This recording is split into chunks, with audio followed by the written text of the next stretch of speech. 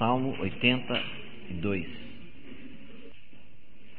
Deus preside a grande congregação, julga no meio dos deuses.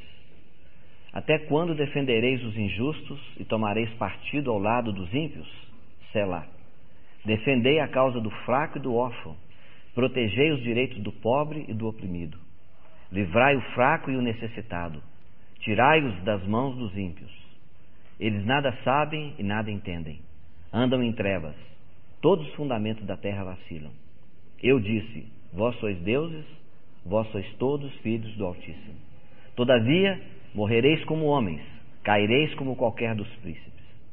Levanta-te, ó Deus, julga a terra, pois todas as nações são a tua herança. E Efésios, capítulo 6,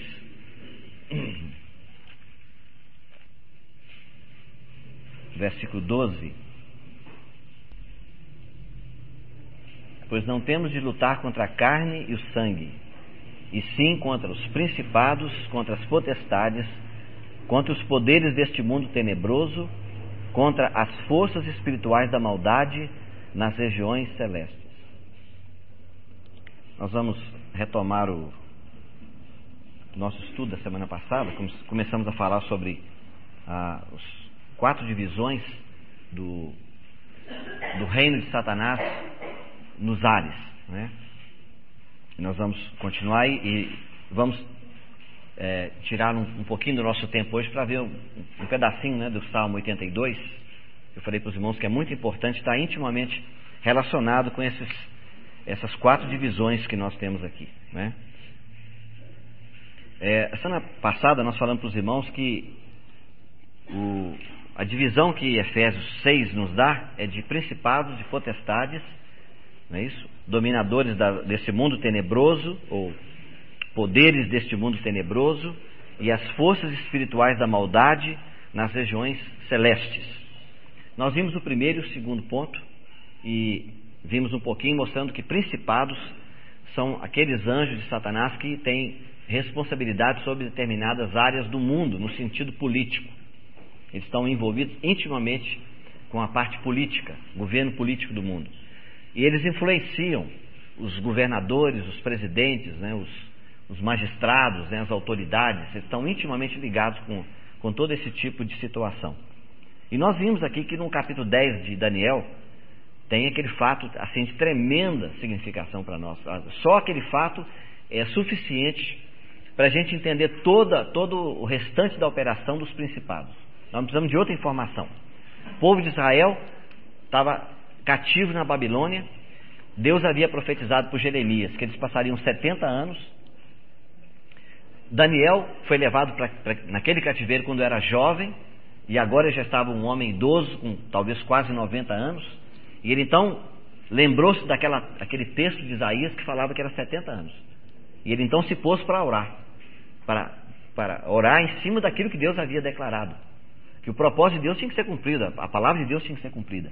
No momento que ele começou a buscar os interesses do Senhor, aí o inimigo se colocou nos ares e impediu que a oração dele, a resposta de Deus, chegasse a ele na terra durante 21 dias. E os irmãos lembram que a situação todinha era resolvida não na terra, mas era resolvida nos ares. E quando o anjo do Senhor veio com a resposta, ele não pôde passar. E aí então Deus acionou o Miguel, que a Bíblia indica que é o guardião do povo de Israel. E ele então foi e retirou aquele anjo de Satanás, né, que estava ocupando aquele lugar, e a influência embaixo nos reis da terra foi dada, né? E imediatamente na terra houve uma mudança no coração do rei. Então o rei Ciro, né, ele declarou que o povo de Israel podia voltar para a sua terra, e ainda deu bens e ajudas, né, com ouro, prata e todo tipo de necessidade. Então, irmãos, isso é uma coisa muito significativa hoje no mundo, né? A gente saber que as guerras não são feitas aqui na terra. As guerras são feitas no mundo espiritual, né? Por exemplo, quando você vê essa situação, por exemplo, na África, o povo morrendo de fome, as pessoas tentam mandar alimentos, mas eles não passam por causa de problema político, né? Você vê aqueles quadros, né, daqueles homens e mulheres assim, verdadeiros cadáveres, né, o osso pele e osso apenas. É um negócio assim de chocar. Eu se eu estiver comendo, na hora do almoço, eu ver um quadro daquele, eu não consigo comer. A comida não desce de jeito nenhum, me dá um... Isso que nós estamos falando. Agora só tem uma coisa, é que esse povo que ora para eles têm que estar unidos entre si. Porque uma casa dividida contra si mesmo não pode subsistir. Os irmãos estão vendo? Então, qual é a artimanha de Satanás? É exatamente essa. A arma dele. Ele divide o povo de Deus e enfraquece. Não quer dizer que não tem solução nenhuma, não. Porque resolver todo o problema da unidade do povo de Deus é impossível hoje na Terra. Humanamente falando, é impossível. Mas pelo menos as pessoas que se propuserem a orar, nesse sentido, os irmãos lembram que o irmão André contou, mencionou o nome do irmão Johannes, Johannes Faustius, é um irmão que ele faz parte de um grupo de intercessores. Muita gente não sabe que o comunismo lá caiu assim da noite para o dia, mas eles não sabem que há um grupo de irmãos que um dia foi cercar o Kremlin lá na Rússia, deram as mãos e cercaram aquele lugar lá, entendeu? Depois de muito tempo de oração entre eles. Aí um dia a palavra de Deus veio para ele, a palavra veio dizendo: vai e declara agora a vitória, a destruição dos muros do comunismo. Eles foram cercar aquele lugar de mãos dadas, de madrugada, sem ninguém saber, e declarar a palavra de fé, e caiu tudo. Muro de Berlim, a mesma coisa. Há pessoas que acham que caiu simplesmente o muro de Berlim. Não, irmãos, é oração a um grupo de pessoas. Os irmãos sabem qual é o segredo do movimento hoje, esqueça o nome Paul Yong-cho, tá? Não estamos falando de Paul Yong-cho, estamos falando do mover de Deus hoje na Coreia. Você sabe o que aconteceu? Os irmãos propuseram a ter uma reunião de oração para depois um dia pregar o evangelho na Coreia. Se eu não estou enganado, os irmãos me perdoem, que eu ouvi essa palavra do irmão Christian há muitos anos atrás, mas ele contou dizendo: irmão, os irmãos na Coreia se propuseram a orar e um dia eles iam pregar o evangelho para aquela nação, mas eles regaram a pátria com uma reunião de oração que durou 70 anos. Você sabia disso? 70 anos. Ele disse: irmãos que começaram a orar quando eram adolescentes, eram meninos que vinham. Eles oraram durante 70 anos sem cessar, ou seja, todo o tempo estavam orando. Em casa, de vez em quando, tinham reuniões juntos, os irmãos, eles oraram, regaram. Irmão, quando eles pregaram o evangelho, quase que a nação inteira foi abalada. Quase inteira. Coisa tremenda, não é? Então, existe esse nós já falamos aqui a semana passada, os irmãos que não ouviram poderão depois, nós temos gravado na fita. Então, vamos para o terceiro ponto que eu falei. Primeiro, principado. Segundo, potestades, não é isso? Potestades são anjos envolvidos com todo o sistema de crimes violentos, entendeu? De guerras, coisas bárbaras, de assassinatos, são eles que fazem. Porque a palavra potestade, ela indica poder. São anjos investidos de grande poder de destruição. Nunca de edificação, mas sempre de destruição. O terceiro que nós lemos aqui são os poderes deste mundo tenebroso. Os irmãos sabem, são traduções diferentes. Governadores, das trevas deste século. É uma outra tradução. Mas, dominadores deste mundo tenebroso. O meu também é poderes deste mundo tenebroso. Então, assim, os irmãos, dá para ter uma ideia que eles estão envolvidos com a palavra-chave aqui é mundo tenebroso, mundo de trevas. A palavra mundo aqui, irmãos, é a palavra século ou era, essa era que nós estamos vivendo. Eles são os dominadores, os poderes que governam este mundo de trevas. O que é mundo de trevas? É ignorância de Deus. Então são eles que promovem todo novo conhecimento de doutrinas falsas, de heresias. São eles que colocam o ar, que é onde Satanás habita, os ares aí, são eles que colocam o ar em movimento. E aí, doutrina, que Paulo menciona em Efésios capítulo 4. Então eles são intimamente relacionados com esse tipo de situação. Os irmãos podem estar certo que em cima dessa situação na Terra, que o irmão está mencionando, do Boris Yeltsin, que ele não quer voltar para o sistema comunista. Então a oração a batalha espiritual de um povo de Deus. Aí provavelmente grupos como desse irmão, né, que ele esteve aqui no Brasil, falou na 8ª Igreja Presbiteriana, né, o irmão esse Johannes, né? Então eles fazem parte de um grupo que está espalhado pelo mundo inteiro. São intercessores, o papel deles é só orar por essas situações. Eles tomam conhecimento de uma situação grave que pode impedir o progresso do reino de Deus, eles começam a orar em cima daquele. São irmãos que oram, o negócio deles é orar, é oração. Eles têm esse encargo. Não é todo mundo que vai se lançar a fazer esse tipo de coisa. Porque você não tem encargo, você não vai conseguir. Né? Pode ser até um peso se estiver no meio da reunião. Né? Então, esses governadores das trevas deste século são os que promovem a superstição, cartomancia, espiritismo, feitiçaria, todo tipo de ensino falso. São eles que levam as pessoas a esperar por sinais, interpretação de sonhos, no sentido negativo, né, os irmãos me entendem, seguir sugestões mentais, impressões emocionais, a despeito da sua origem. São eles que promovem esse tipo de atuação na vida das pessoas. Né? Irmãos, olha, hoje uma coisa necessária no Brasil, que o povo cristão no Brasil precisava ler, é a primeira parte do livro O Homem Espiritual, volume 3. É de tremenda significação hoje. Como nós engolimos as mentiras dos demônios e dos anjos caídos. Como eles trabalham julgando setas na nossa mente, e nós engolimos aquilo. E comemos esse tipo de coisa. E o mal que depois nos faz. A plataforma que eles estabelecem dentro de nós, começa a operar na nossa vida, nós não sabemos o que está acontecendo. Se você aceita esse tipo de coisa, está vendo? Então ele vem, ele quer mostrar, vai colocar Deus numa situação de um verdadeiro carrasco. Né? Há um irmão em Patos de Minas, quando eu estive lá a última vez, o irmão falou comigo que ele estava numa situação terrível de depressão.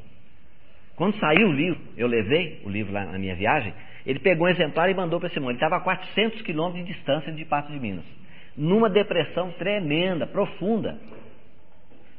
Poucos dias depois o irmão aparece, está em Patos de Minas, mas saltando dessa altura. O irmão Alberto ficou assustado. Só, irmão, o que aconteceu? Eu disse, irmão, esse livro aqui foi escrito, é para a minha situação.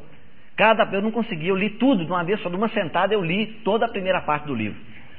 E a cada momento que eu ia lendo, Deus ia me dando luz que aquele problema que eu estava passando era isso aqui, e eu tomava posse, e eu retomava o terreno que eu tinha cedido para o inimigo, não aceito, e bati o pé mesmo, e pronto, eu estou aqui, sem problema nenhum. Irmão, um dia que esse irmão me contou isso, eu fiquei impressionado, porque esse irmão é um irmão jovem, ele é novo na fé, novo de anos, né, de vida, e novo no Senhor, e ele tomou posse daquilo. Então, irmãos, muito cuidado, porque hoje há um tipo de prática no meio do povo de Deus, que é você procurar a vontade de Deus fora da Bíblia, fora da Escritura. Entendeu? Você busca coisas com respeito à vontade de Deus, que é fora da vontade, fora daquilo que Deus revela na palavra. E tudo tem que ser checado pela Bíblia. Deus não tem revelação nenhuma extra fora da Bíblia, é impossível. É a coluna de nuvem e a coluna de fogo do Velho Testamento. Os dois trabalham juntos. O Espírito Santo nunca contradiz a Bíblia e a Bíblia nunca contradiz o Espírito Santo. Os dois trabalham sempre alinhados, um atrás do outro. Então precisa ter muito, muito cuidado com esse tipo de coisa, porque nós vivemos numa época agora em que a avalanche de ensinamento errado, de novas doutrinas, vai crescer cada vez mais. Cada vez mais. E os irmãos estejam preparados, porque no meio do povo de Deus, essas coisas podem surgir. Ensinamentos que contradizem a palavra de Deus. Contradizem a palavra. Muito cuidado. Muito cuidado. O quarto ponto, eu quero correr um pouquinho com os irmãos, porque o Salmo 82 é muito importante para a gente examinar. Hostes espirituais da maldade nos lugares celestiais.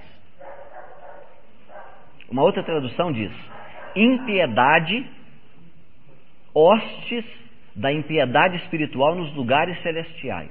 Então os irmãos falam que só de mencionar lugares celestiais já está dando a entender que são os que se intrometem nas regiões celestiais.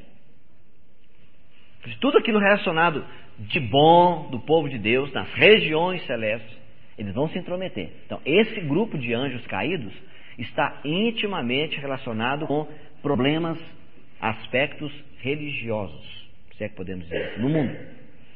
aspectos religiosos, não é? Eles se intrometem, né? Eles estão relacionados com todos os aspectos de religião no mundo. Os anjos, esses anjos caídos, chamados de hostes espirituais da maldade nos lugares celestiais. Eu estou mostrando para os irmãos isso, é que cada um desses 4 grupos cuida de uma esfera. Veja, primeiro é política. Eles envolvem com a política. Quando tem que haver destruição, massacre, destruição mesmo, violenta, os potestades são acionados. Quando se trata de trazer engano, falsos ensinamentos, falsas religiões, né, aí entram os governadores das trevas deste século. E agora nós estamos falando, quando se trata das regiões celestiais relacionadas com o povo de Deus, aí agora entram as hostes espirituais da maldade ou da impiedade nos lugares celestiais. Tá? Então esses irmãos, olha, eles se intrometem nas experiências espirituais mais elevadas. São eles que promovem as divisões, as dissensões no meio do povo de Deus. São os que aparecem como anjos de luz, falam através de homens nos púlpitos, dão ideias erradas aos não salvos com respeito ao Evangelho. Eles cuidam principalmente disso. Controlam os pensamentos, escolas bíblicas, seminários. Né? Hoje, quando você fala em escola bíblica, seminário, principalmente fora do Brasil, você tem que ter muito cuidado, porque você não está entrando numa escola bíblica nem no seminário. Você está entrando realmente numa armadilha de Satanás. Né? Os irmãos sabem, hoje no Brasil já se discute, né, a possibilidade, pastores no Brasil já estão pensando em oficializar o casamento entre homossexuais e lésbicas, né, fazer o casamento deles, pastores. Aí você pode dizer, pastor? Né? Então aí você tem que colocar pastor e pastor, né? Isso na Europa já é comum, né? Sim, né? Sim, não, porque se eu falar que está errado, eu vou jogar uma pedra em cima da cabeça da Dona Esmeralda, que é pastora, e eu respeito a minha irmã muito, né? Então eu vou dizer sim e não, porque há situações contaminadas nesse sentido e há outras não, né? Como a irmã Valnice é uma pessoa agraciada, ela era mestre da palavra, é um tipo Priscila no livro de Atos, tá certo? Mas ela corre um grande perigo, né? Isso eu falei para os irmãos há muitos anos atrás. Falei, olha irmãos, cuidado se ela não tiver o devido cuidado de colocar irmãos acima dela para dar cobertura. Um dia, mais hoje, mais amanhã ela pode cair em erro. E os irmãos já sabem que alguma coisa já surgiu aí, né? Há um ensinamento que realmente é perigoso. Já é uma indicação, né, de que o cristão deve guardar o sábado. Tá vendo? Isso é sério, o irmão nem imagina como é sério.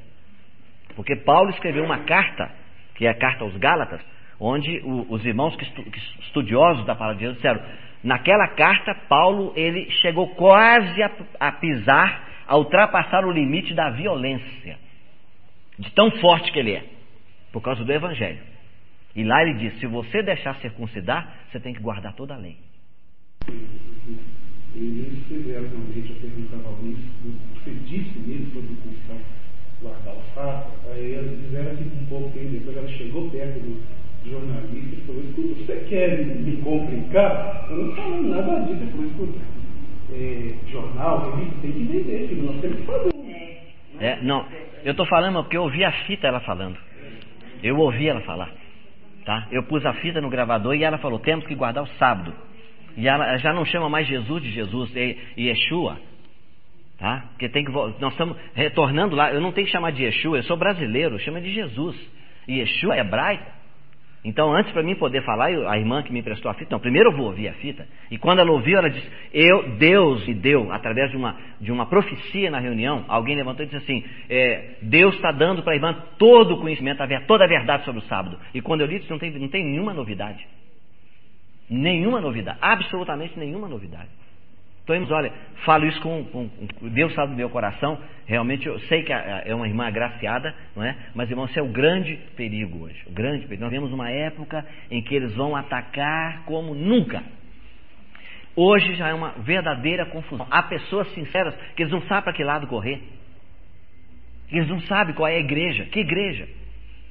Porque cada dia você vê uma coisa nova, cada vez você vê um grupo novo, cada um tem um ensinamento. Olha, os irmãos, nós estávamos brincando outro dia com o irmão do Rubens, meu genro, e ele mora em São Paulo, e ele ficou assustado. Os irmãos sabem que existe agora um grupo que chama igreja, como é que é o nome ali igreja mesmo? Igreja do Cuspe de Jesus. Agora, olha, preste bem atenção. Porque na Bíblia está escrito que Jesus cuspiu e fez, né? Fez barro, passou no olho da pessoa. Está vendo? Aí dá um pouquinho, você vai encontrar o vidrinho. Dá um pouquinho, você vai ter no vidrinho para você poder levar para casa. Quer dizer, irmão, sabe? Olha, são coisas que você vê e fala, não, o Espírito Santo opera dessa maneira. Esporadicamente, meu irmão, o Espírito Santo pode fazer, Deus pode fazer qualquer coisa que nós nem imaginamos, dentro do que nós, não é? Dentro, lógico, do Deus que Ele é. Mas não é a maneira, o método de Deus operar não é. Ele pode fazer uma coisa, ele foi lá e cuspiu lá, mas ele não curou todo mundo dessa maneira. Muito cuidado, né? Alguns se colocam no lugar do Espírito Santo e conferem muitas chamadas experiências espirituais. Então, vocês vão ver. Se você perguntar quem que é o reverendo Moon, né? Está aí pertinho do Brasil, né? Não sei se é no Chile, na Argentina, muitos pastores, né? Foram envolvidos, foram lá para ouvir um dos anticristos. Coisa séria, violenta, né? Muito cuidado. Regiões celestes é a esfera de atuação desses anjos, que inclui os ares aqui ao nosso. São esses espíritos que levam pessoas não salvas a se unirem ao povo de Deus, como os fariseus na época de Jesus. Vendo? Entram pessoas através do batismo, são recebidos na igreja, nunca tiveram qualquer experiência. Minam o povo de Deus do lado de dentro. Vendo? Esses são os que promovem esse tipo de situação, né? O reino de Satanás consiste de homens, de anjos e de demônios. O seu reino é bem organizado e segue à risca as ordens dele. Agora veja, irmãos, algumas coisas práticas para nós aqui, antes da gente ver o Salmo 82. Primeiro, as táticas de ataque contra os santos. Sim. Como é que é? Não vai rir de jeito nenhum.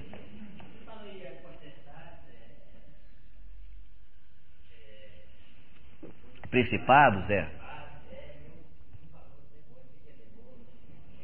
Não, porque nós estamos falando só dos que atuam nos ares, né? Que são anjos. Demônios atuam mais aqui. Ó, tá saindo um livrinho novo, né? Que é Eras Mais Primitivas da Terra. Era para estar pronto com a minha viagem. Infelizmente atrasou um pouquinho, as coisas não correram bem. Mas segunda-feira que vem os irmãos vão ter. É um livro sério. E o que eu vou dar para os irmãos hoje aqui é exatamente desse livro, ó, sobre... tá vendo? Estava prontinho aqui para sair com papel vegetal, não foi necessário, então eu estou usando aqui hoje para trazer para os irmãos um pouquinho sobre o Salmo 82, que é desse livro. Sim. Pois não. Eu queria saber o seguinte: e as pessoas que ficam cortadas lá no plano de Deus, certo? E não sabem assim, no caso. Eu tenho várias denominações e não tem um discernimento e fica assim, e como é que elas ficam depois? Será que elas vão ser unidas também? No caso, não, o fato de correr para um lado e para o outro tem que se determinar o seguinte: se ela está correndo para um lado e para o outro como salvo, você está correndo para um lado e para o outro como perdido. Se ela está correndo para um lado e para o outro e já é salva, né? Sim. Pois é, mas você está falando de uma pessoa crente, já convertida, ou uma pessoa não convertida? Uma pessoa que é batizada e ela está procurando a igreja certa, mas e ela não acha, só que ela acha que uma coisinha que procura uma... Não vai achar. Não vai achar. Esse que é o problema, não vai achar. Porque a igreja muitas vezes tem muitos erros que não deveria ter, mas há determinadas coisas que acontecem que não tem jeito, são inevitáveis. Porque a igreja deve funcionar com pronto-socorro, né? Chega gente de todo tipo, cheio de problemas. Uma pessoa, quando se converte, nós é que criamos a mentalidade: se agora, se você aceitar Jesus, você é uma nova criatura, as coisas velhas podem mudar. Não. O que muda é que Jesus levou a culpa dos seus pecados, você agora nasceu de novo, E aí Deus vai começar a trabalhar na sua vida, tá certo? Vai levar 10, 20, 30 anos para você chegar numa posição mais ou menos ideal. Mais ou menos.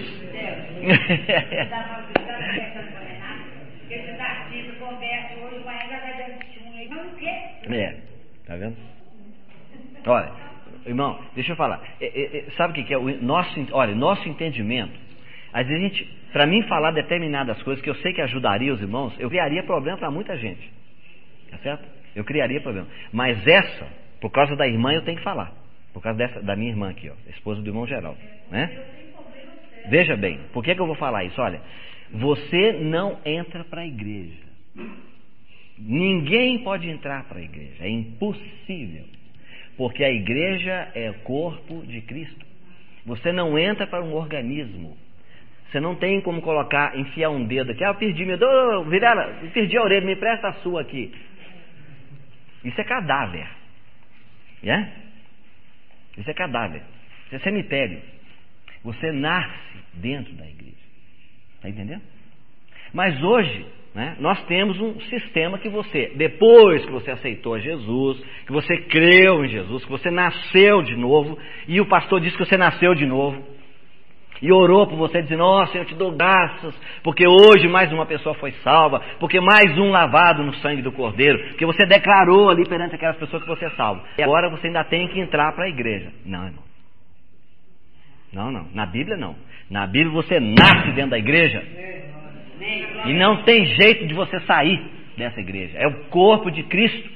Então, se você é cristão, se você é minha irmã, você crê no Senhor Jesus, você é da igreja de Jesus Cristo em Belo Horizonte, esteja seu nome no livro de alguma igreja ou não. Porque o seu nome está escrito no livro da vida no céu. Isso é que importa. Tá certo? Eu sei que isso é uma briga para muita gente, mas o senhor vai... essa fita depois nós apagamos.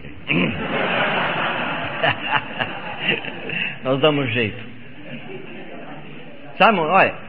Veja bem, o que a figura que eu uso é o seguinte: na minha casa sou eu, a Aurineida, a Auri, o Delny e a Cristiane, somos 4, né?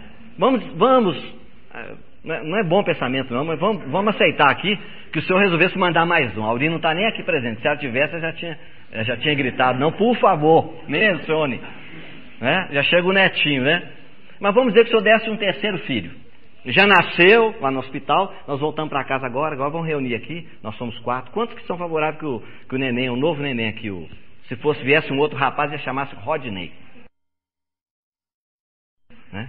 Quantos que aceitam dos nossos 4 aqui que o Rodney seja membro da família? Já viu tolice maior do que essa? Já nasceu. Agora, você sim, você não é membro da igreja quadrangular. Aí tá certo. Você não é membro da igreja batista. Aí tá certo. É aquela igreja lá. Mas da igreja de Jesus Cristo, no momento que você crê, sem batismo, sem nada, o Espírito Santo já te colocou na igreja, já fez você nascer dentro da igreja.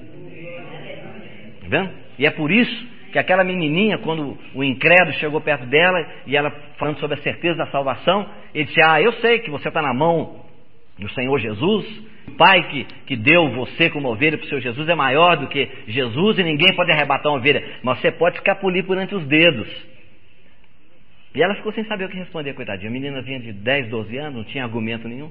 Voltou para casa, orou naquela noite: ô Senhor, me dá uma resposta para aquele homem. Se eu tenho uma resposta, tem que ter uma resposta para mim, dá para fechar a boca daquele incrédulo. E ela voltou no dia seguinte e falou: olha, vem. Não tinha argumento nenhum. Voltou para casa, orou naquela noite: ô Senhor, me dá uma resposta para aquele homem. Se eu tenho uma resposta, tem que ter uma resposta para mim, dá para fechar a boca daquele incrédulo.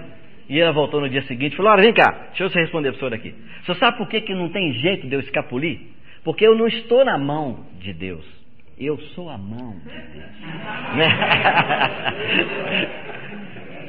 Tá? Eu sou a mão, tá? Porque lá a Bíblia diz: eu sou o corpo de Cristo. Não existe um corpo, você não pode falar do corpo de Cristo. Como é que você pode ter uma cabeça sem corpo? Irmãos, olha, 1 Coríntios 12, 13 diz que assim como o corpo tem muitos... Ele não diz assim também a igreja, não. Ele diz assim também a Cristo. Está vendo? Ele está falando da igreja. todos fomos batizados por um Espírito formando um corpo. E assim como o corpo tem muitos membros e é um corpo só, assim também é Cristo. Olha, mas não devia ser Cristo, assim da igreja, porque a igreja tem muitos membros. Mas ele fala é Cristo porque hoje, irmão, Cristo é Jesus de Nazaré, que morreu, ressuscitou e assentou à direita do Pai, mas a igreja que é o seu corpo. Não tem jeito de separar essas duas coisas. Não tem jeito. E você sabe o que é mais sério? Só um minutinho, mano. É que o Otmani um dia estava visitando um irmão, com 90 anos de idade, um homem conhecedor das coisas de Deus. E quando ele chegou na beira da cama daquele ancião, o Otmani perguntou, irmão, qual é a coisa que te alegra mais quando você lê a palavra de Deus? O que mais te alegra o coração? Ele disse, irmão, é que Jesus não pode viver sem mim. O Otmani até regalou os olhos. Jesus não pode viver sem você? Que é isso, irmão? Me explica melhor. Ele disse, a Bíblia não fala que ele é o irmão primogênito? Como é que ele pode ser primogênito se não tem irmão mais novo? Entendeu? Se ele é o primogênito, quer dizer, o mais velho, então tem que ter o mais novo. Eu sou o mais novo. Ele precisa de mim. Eu tenho que existir. Irmão, coisa impressionante. Sim, Manzinho. Então, é necessário uma pessoa fazer parte de uma igreja local? Sem dúvida. Sem dúvida. Isso aí não tem menor. Olha, irmão, na Bíblia, o que nós estamos falando aqui é o seguinte: quando você lê a Bíblia, Paulo escreveu uma carta aos santos de uma cidade, a cidade de Roma, de Corinto, de Éfeso, de Esmirna, Pérgamo, Tiatira, Laodiceia. É isso? Todos os salvos, juntos eles eram a igreja de Jesus Cristo naquela cidade. Não é a igreja de Éfeso, não, porque Éfeso não tem igreja, quem tem igreja é Jesus. Era a igreja de Jesus Cristo em Éfeso. Tá certo? Então tome posse disso, por favor. Não saia daqui para criar problema com ninguém, não. Pelo amor de Deus. Aí eu peço no nome do Senhor mesmo. Porque o nosso propósito não é criar confusão, não. Mas vai para o seu lugar, mas sabe o seguinte: uma coisa é eu ser membro dessa igreja, participar daqui, dentro desse contexto que hoje existe. E a outra coisa é o seguinte: é que eu sou membro do corpo de Cristo. Membro do corpo. A igreja de Jesus Cristo. Ela não está limitada só a uma localidade. É uma coisa universal. Pois é. Uma coisa que eu podia dar uma palavra aí para esclarecer a Fátima, que eu conheço a Fátima assim, muito bem, tem vezes que a gente é vizinho, ela está com dificuldade em escolher o local dela congregar entre Batista, Quadrangular e Universal. Uhum. Ela falou, né? Não, veja bem, é difícil solucionar esse problema nosso aqui nesse momento, né? Isso é uma coisa pessoal, particular. Mas o que eu acho é o seguinte: ore ao Senhor. Ore ao Senhor.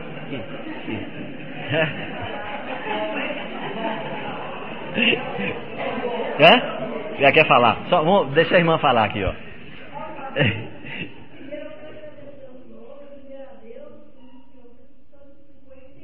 Incrível. Então, amém. Isso. Ora o Senhor diz: Senhor, eu sinto melhor aqui. Pronto, fica lá. Só isso. Agora, não esqueça. Lá você vai ter problema com todo mundo. Por quê? Por que a gente gosta muito dos irmãos que moram fora, que de longe? Porque você nunca viu ninguém morder o dedão do pé. Já viu? A pessoa ia morder o dedão do pé aqui sem querer. Não, isso é impossível. Tem o irmão que está perto. Isso tem que ter, não tem jeito. E Deus usa os irmãos e a nossa família para quebrar a gente. Se a gente vai para, não é?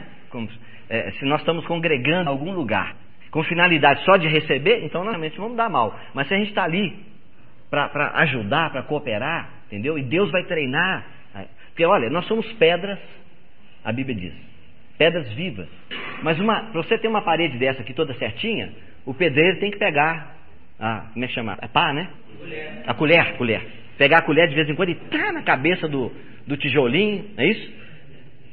Às vezes tem que pegar uma pedra que não dá bem ajeitada e né? Dá uns cascudos lá, para poder você ser ajustado com o outro. Não tem jeito, isso é impossível, né? Há determinados tipos de problemas que são contaminados. As pessoas pisam na gente, mas é contaminado. Mas existe um tipo de tratamento que não tem jeito, é inevitável. Todo lugar que você for, você vai encontrar. E às vezes você sai de um lugar aqui, vai para o outro, no outro lugar você vai encontrar a situação dobrada, pior do que onde você estava.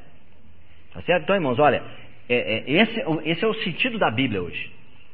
Você entrou para a igreja de Jesus Cristo, é pelo novo nascimento. Você nasce lá dentro da igreja. Pronto. Seu nome está escrito no livro da vida e ponto final. Acabou. Agora, onde você vai congregar? Busque o Senhor. Busque o Senhor. Ok? Olha, táticas que Satanás usa para enfraquecer a nossa vida. Primeiro, preocupação. Irmão, pessoa que vive preocupada é uma pessoa estéril, inoperante. Não consegue caminhar. Não consegue caminhar. Tá? Se eu não confio, eu não vivo pela fé. Por isso que eu disse para os irmãos, olha, eu espero em breve soltar aquele folhetim que nós estudamos aqui. Eu falei para os irmãos que eu preguei aqui, mas é da irmã Ada Habesham, uma irmã que nasceu no século passado, muito bom, maravilhoso, sobre a providência de Deus. Como nós precisamos tomar posse disso. A gente vive aí apavorado com o dia de amanhã, com o futuro, como se Deus estivesse sentado lá no trono, de vez em quando ele vira as costas e diz, vou deixar esse pessoal por aí. Não, irmão, Deus não faz isso, ele está sentado, ele não dorme, não tosqueneja, o santo de Israel, diz a Bíblia. Depressão, desânimo.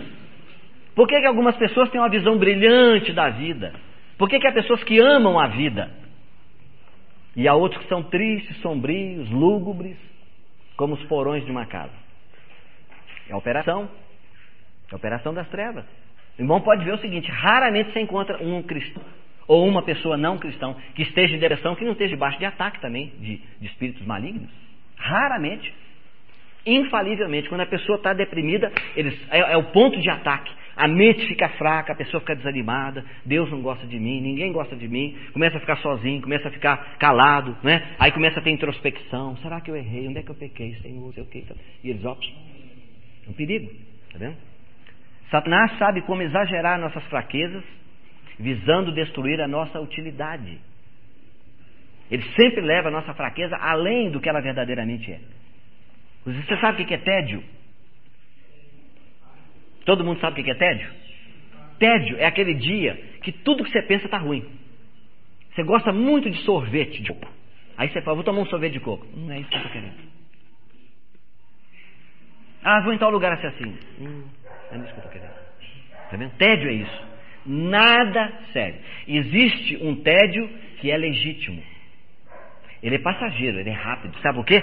Deus quer mostrar para você que tem um vazio aqui dentro, só Ele pode preencher. Esse é o motivo do tédio. Esse é o tédio correto. E você fica só para baixo, entendeu? Não tem prazer em coisa nenhuma, pode rejeitar, porque é operação trevas. Agora, para você vencer depressão, preocupação, alguns pontos. Primeiro, ter certeza da salvação. Você tem certeza que você é salvo? Você pode bater o pé no chão e dizer, se Deus me tirar a salvação, se Deus me mandar para o inferno, Ele é o maior mentiroso que no universo. Você pode dizer isso? Você fala, não, irmão, deve ser perigoso. Fala, não, irmão, você honra a Deus. Porque diga, eu só confio no sangue de Jesus, só. Tá vendo? É só, você pensa assim, então tenha certeza da salvação, tome posse. Segundo, mantenha comunhão com Deus. Né? Irmão, nós queremos viver vida cristã. Nós levantamos, tomamos café, né? E partimos para o nosso dia de trabalho. Nós não lemos a palavra, não oramos, não buscamos a Deus, dizendo ao Senhor, preciso de Ti nesse dia, me guarda, me dá uma palavra para me sustentar durante esse dia. Como é que nós podemos ter vitória? Terceiro, não dar lugar ao diabo. Quarto, estar no centro da vontade de Deus. Irmão, como é que você pode saber se você está na vontade de Deus? Tudo que você fizer com oração, tá certo? Você tem que tomar uma decisão. Você orou dizendo, Senhor, eu vou tomar essa decisão agora, porque eu creio que a sua vontade é essa. E você sabe de coração que você vai fazer aquilo, porque você crê que é a vontade de Deus. Se o Senhor Jesus estivesse fisicamente do seu lado, você faria exatamente aquilo. Não se preocupe. Porque Deus sabe que você fez aquela atitude, ainda que errada, Deus considera o seu coração. O seu coração. Mas se você julgar, até que uma coisa lícita, por exemplo, se você julgar que beber Sprite é pecado, porque Sprite significa duende, alguém disse, em inglês. Então, duende é coisa do diabo. Se você achar que você beber um golinho de Sprite num dia muito calorento, e você não tem outra coisa para beber, não sei Sprite, mas eu vou beber um golinho aqui, você acha que é pecado? É pecado. Ainda que não é pecado, mas porque você está tomando, pensando que é pecado, e você tomou, é pecado. Porque a Bíblia diz, tudo que não é de fé, é pecado. Tá vendo? Então, muito cuidado. estar no centro da vontade de Deus é você dizer: Senhor, eu vou fazer isso porque eu creio que é a sua vontade, porque glorifica o teu nome. Se sair errado, você não se preocupe. Se sair errado, Satanás vai te atacar. Você diz: não, Senhor, eu já orei. Eu orei ao Senhor, eu pedi a Ele para me mostrar. Se fosse errado, para Ele não deixar eu fazer. Não aceite. Manter os nossos olhos em Cristo. Sim, irmão. Eu li uma frase no livro recente que eu fiquei impressionado. O irmão diz o seguinte: que é melhor a pessoa certa fazer uma coisa errada do que uma pessoa errada fazer uma coisa certa. É mesmo. Impressionado. Se o nosso coração é correto, ainda que a gente faça uma coisa errada, é melhor, porque se a gente tiver errado. É errado e fazer a coisa certa. Tá vendo? Você fazer a coisa, você é errado e fazer a coisa certa é farisaísmo. Esse é o fariseu. Tá vendo? Ele quer fazer as coisas certinhas, né? Mas ele em si é errado. O que Deus quer é o nosso coração. Ele olha, por isso que a Bíblia diz: Deus olha o coração. Né? Se você comparar o livro de Crônicas e Reis no Velho Testamento, você vai descobrir uma coisa maravilhosa. O que foi falado de um rei no livro de Reis errado não é mencionado no livro de Crônicas. Deus passou por cima. Porque Reis representa o registro daquilo que o homem vê, e Crônicas o registro daquilo que Deus vê. Tá vendo? Como é que você pode dizer que Deus pode declarar de Davi que ele é um homem segundo o coração de Deus? Alguém fica apavorado. Não, irmão, mas o Davi cometeu 2 pecados violentos, né? Matou com a mão de terceiro e adulterou. Sansão, herói da fé. Tá vendo? O julgamento de Deus é diferente. Ele olha para o coração. As pessoas não sabem quais são as circunstâncias que a pessoa está vivendo quando ele caiu, quando ele cometeu aquele. Deus sabe. Deus sabe. Tá vendo? Então, graças a Deus por isso. Né? Os irmãos lembram do Abraão? Abraão obedeceu, né? Nós estudamos aqui. Eu provei para os irmãos que Abraão não obedeceu. Deus disse: Abraão sendo chamado obedeceu. Ele não disse: Abraão obedeceu da segunda vez. Não. Deus disse: Abraão sendo chamado obedeceu. E ponto final. Alguém poderia dizer: ah, mas é da segunda vez. Deus disse: não, Abraão obedeceu simplesmente. Só um minutinho, só para mim concluir aqui, olha. Não vai dar para entrar no Salmo não, viu? Vai ficar para a semana que vem. Não vai, né? Irmãos, por que Lúcifer se tornou diabo e Satanás? Os irmãos sabem, diabo e Satanás na Bíblia só representam uma pessoa. Não existem diabos, né? Assim como não existe satanases, né? Você nunca ouviu falar satanases, já viu? Diabos nós já ouvimos falar. Mas diabos é errado, é diabo, é um só. Um é enganador e o outro é adversário. São os 2 termos, né? Por que ele se tornou diabo e Satanás? A Bíblia diz claramente: porque ele não aceitou a posição que Deus lhe designou. Ele disse: eu não quero ficar nessa posição aqui, para mim é pouco, eu quero subir acima das estrelas do Altíssimo, quero colocar meu trono junto com o Altíssimo.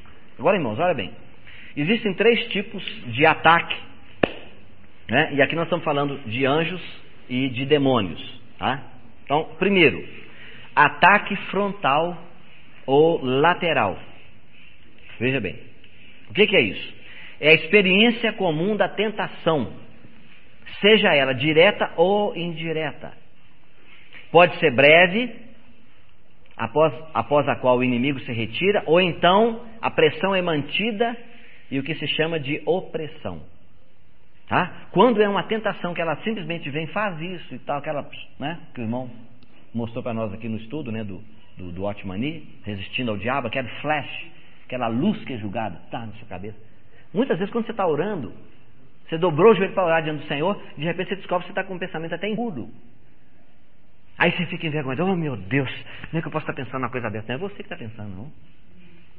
Se você ajoelhou para orar, como é que você pode ser tão burro de ajoelhar para orar na presença do Deus Altíssimo e ainda ter pensamento impuro? Isso é burrice no grau mais elevado. Mas é maior burrice ainda, irmão, é você engolir isso, dizendo: ó, meu Deus, como é que eu posso? Me perdoa, Senhor, a minha mente, que mente suja que eu tenho. Em vez de você dizer: ó, não aceita esse pensamento, não é meu. Você vai ver que, ó, desaparece assim, some imediatamente, tá? Então veja bem, a tentação ela pode vir rapidamente, ou então ela pode ser mantida, e aí é opressão, tá? Então é o que nós chamamos de opressão. Agora, segundo ponto, é mais sério, é o cativeiro ou cerco, bloqueio, tá? É quando o inimigo rompe uma cerca, uma área da nossa vida, uma cerca foi derrubada porque nós permitimos sempre, e aí uma área da nossa vida fica sob o controle do inimigo. Satanás não possui aquela área, mas ele vai impedir que aquela área da sua vida funcione adequadamente. Oprimindo. O segundo já não é isso, ele já rompeu uma cerca e já conseguiu penetrar. Ele não mora ali dentro daquela área que ele tomou, mas ele cerca e não permite que aquela área da sua vida funcione adequadamente. Segundo. Ele normalmente se aproveita da natureza do velho homem, ele já conhecia, e ali é o lugar que ele vai mais tentar entrar para... Exatamente. Ele sempre vem e mexe com o velho homem, né? Se nós aprendemos a tomar posse dizendo assim, você não pode mexer com o meu velho homem porque ele já foi crucificado com Cristo 2000 anos atrás, aí nós vamos ter a vitória, o livramento. Mas se aceitamos, tá vendo? Aí, veja, irmãos, olha, a tática do inimigo, aprenda isso, porque essa é uma palavra do irmão Watmani de tremenda utilidade. A tática de Satanás, através de todos os seus comandados, é tentar fazer com que nós respondamos aos ataques deles com a nossa própria natureza caída. Está vendo? É o próprio inimigo dentro de nós respondendo ao inimigo que está do lado de fora. Não vai funcionar. Está vendo? É por isso que nós caímos.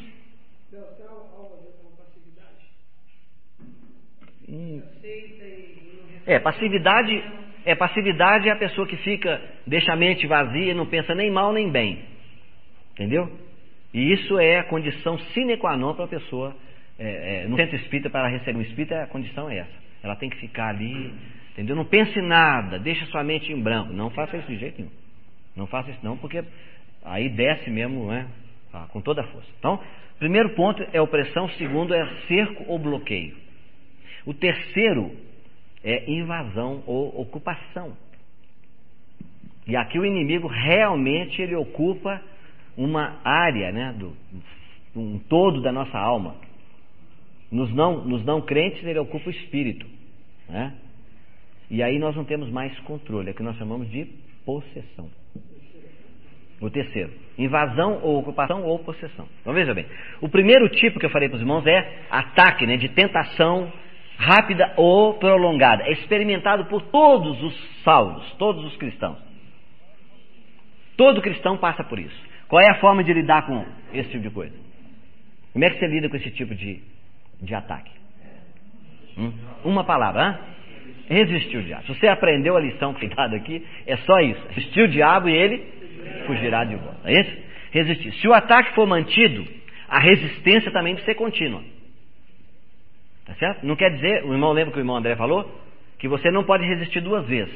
Mas você tem que manter a resistência. Ou seja, olha, eu já declarei minha palavra. Eu não aceito.